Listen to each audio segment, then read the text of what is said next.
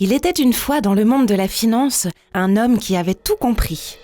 À ma fille présente, le professeur Spot fait la lumière sur les métiers des marchés financiers. Les hommes et les femmes de marché exercent 3 grands types de métiers. Le front office, les supports et les risques. Aujourd'hui, projecteur sur les métiers liés au risque. Allez, c'est parti!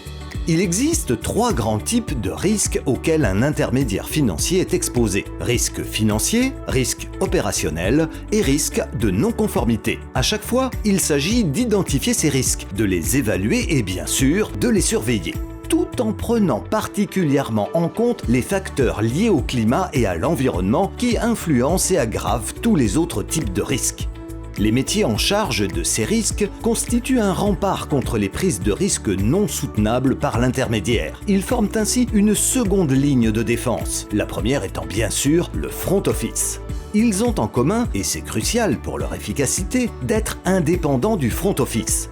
Commençons par les risques financiers. Il s'agit de veiller, au travers de différents ratios calculés périodiquement, que l'intermédiaire reste en mesure de poursuivre son activité malgré la survenance de scénarios défavorables. Par exemple, la baisse de la valeur des instruments financiers que détient l'intermédiaire. L'un des principaux enjeux est celui de la solvabilité. L'activité doit être bien dimensionnée par rapport au capital dont dispose l'intermédiaire afin qu'il puisse en supporter les pertes éventuelles.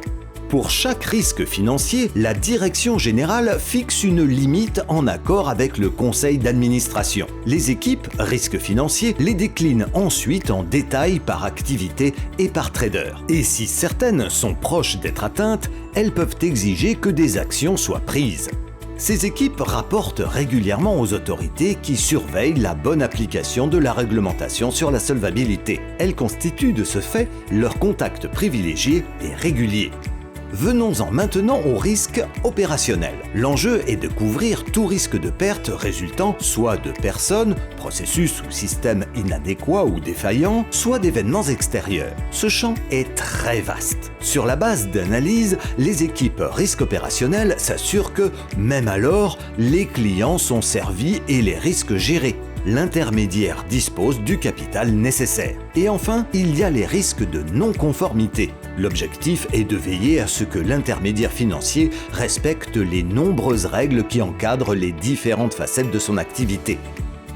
La conformité a de ce fait de nombreuses missions. Son rôle est non seulement de protéger la réputation de l'intermédiaire et donc de sauvegarder la confiance de ses clients, mais aussi de prévenir les sanctions que l'entreprise et ses collaborateurs encourent si la réglementation applicable n'est pas respectée. La conformité est donc le contact privilégié des autorités de surveillance en cas de manquement potentiel.